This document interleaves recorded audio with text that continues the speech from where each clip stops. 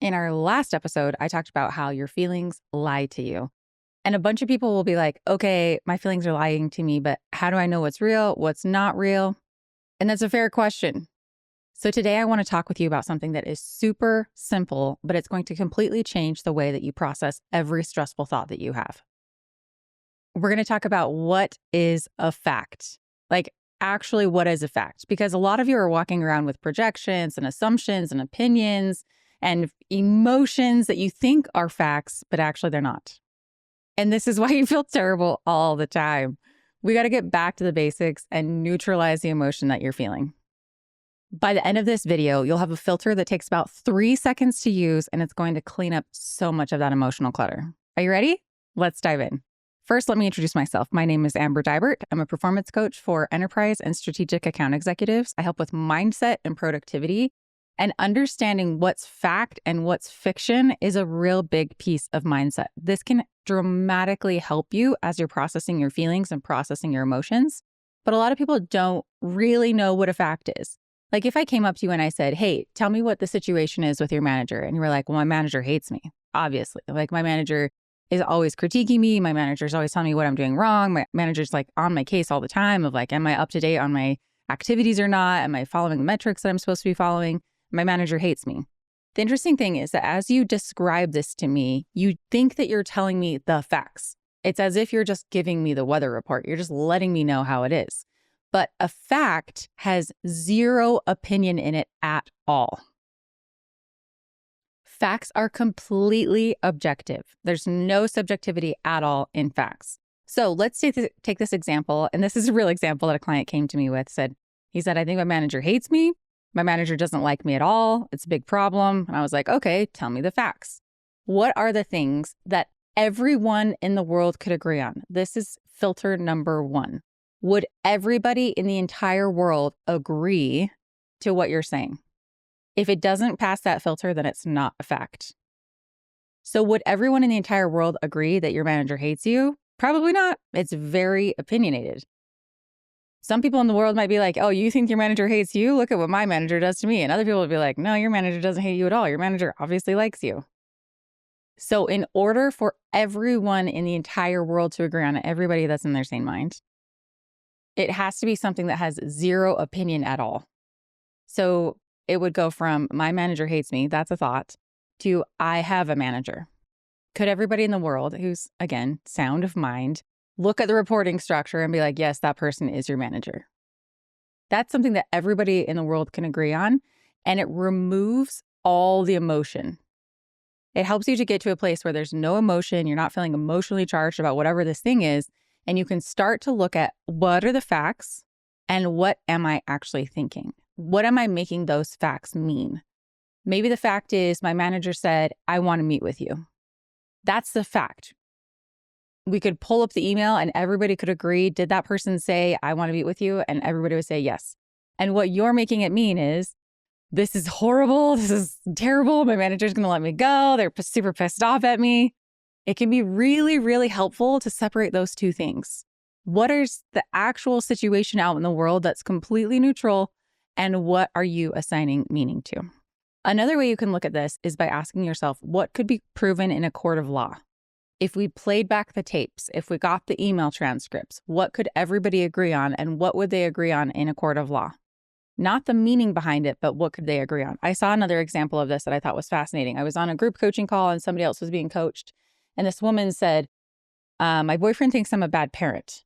And as the coach pulled it apart of like, give me the facts, what's going on here? What we found is that her boyfriend walked into the room and her kids were on iPads. And her boyfriend was like, oh, it looks like your kids could use more structure. And she took that to mean my boyfriend thinks that I'm a bad parent. My kids don't have enough structure. He saw them on their iPads, whatever. But isn't it interesting to see how far that goes? Of like, my fact here is that he thinks I'm a bad parent. If we like play back the tapes and look at what actually happened, what would everyone in the world agree on? What could be proven in a court of law, theoretically? It would be that the boyfriend said, your kids could use more structure. And so it's super interesting to look at what is the actual fact and what are you making it mean? And are those two things even correlated at all? A lot of times our brain is just predicting what's going to happen and predicting what we think is going to happen. So I have a lot of clients who have been let go in the past. And they have a really hard time in their current job because they were let go in the past. They're so worried about getting let go again. And their expectation of what might happen has nothing to do with reality. The reality is they're safe, they're doing a great job, their managers like them, they're in a good spot, but their brain is terrified that they're going to get let go again because it happened in the future. It can be really, really helpful to pull apart what is the fact and what is the thought. Going back to the example of the manager with my client, I said, give me the facts. What makes you think that your manager hates you? And the more that this client picked it apart, he was like, well, actually, you know what? He's been really supportive of me. And actually, you know what? He's been really helpful in coaching me along and advising me and giving me different advice. And it was so fascinating to see. He thought his manager hated him, but then when he really examined it, he was like, actually, no, I think he supports me. So first and foremost, this tool can be incredibly helpful to help you neutralize emotion. Once you get to the point where you've reached the fact, it should feel emotionally neutral. There may be times when it doesn't feel emotionally neutral, like you're thinking about who your mother-in-law is or something. And you're like, well, this person is my mother-in-law, and it still feels emotionally charged.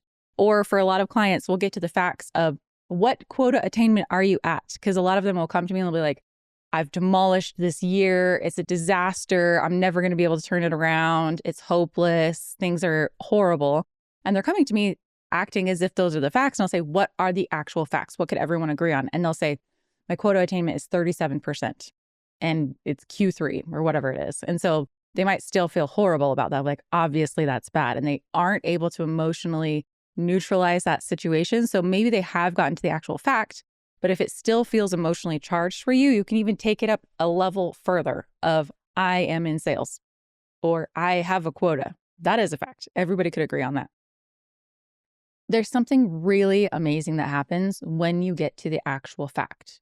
When you separate out what feels like the fact, what feels like the truth, but what really is what your brain is offering you versus what is actually the fact, what is something that everyone in the world could agree on, something that could be proven in a court of law. It has no more opinion. It's not subjective. It's completely objective.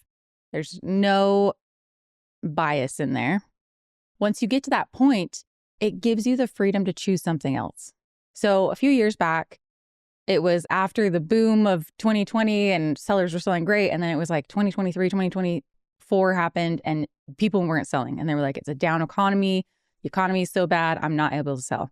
And there were a significant number of sellers who were having a hard time. But there were probably, I don't know what the actual number would be, maybe like 30% of sellers were still selling fine. And what was different about them? It would be really interesting because within the same team, like similar structure, similar product, similar everything, some of the sellers would be doing fine and some of the sellers would not be doing well. And the sellers who were not doing well typically said, it's because the economy is so bad. And I look at this of like, okay, let's say that the economy is the fact. And we find the neutral situation there of like the economy is ranked a whatever, 8 out of 10, 7 out of 10, whatever it could be. Like, I don't know what the actual ranking would be. Let's say that that's the fact. Well, some people believe the economy is bad and I'm never going to be able to sell. And they use that to, not as an excuse, but they like get so stressed out about that they're not able to step into the best version of themselves. But there's this other percentage of sellers who are in the same situation, the same circumstance, and yet they have a different thought about it.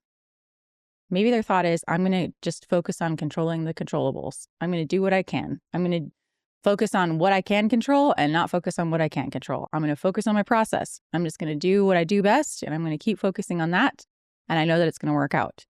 It's so interesting once you get out of how you believe the facts are to what the actual fact is, it gives you the option to think something different. It gives you the option to see things in a different way. When I'm in those situations, I love to look at the situation and I love to ask myself, who is somebody that I admire who does this particular thing well? And what would they think about the situation? What are their thoughts about it? How would they approach this? Because my thoughts are, this is a disaster. It's horrible. It's never going to work out. I'm never going to be able to figure this out. And everybody who's ever achieved what I want to achieve had to start where I am. There's nobody that's born knowing how to do any of these things. They all have to start exactly where I am. They have to travel the same path that I'm on. They're just a little further along the path. And so I can kind of borrow from them. How would they approach this situation? How would they think about this situation? What would their thoughts be? What would their focus be? So now that I know where the fact is, how do I want to think about it? Now I have more options. Now that I've kind of released the pressure of how I'm thinking about it. The economy is so bad. I'm going to get let go. My manager hates me. That feels like a fact. But once I get to the actual fact of I have a job, I currently am employed. Do I want to believe that I'm going to get let go? Or do I want to believe that I'm going to do my best? And even if something happens, I always take care of myself. I always figure it out. I always come out on top. I always figure something out.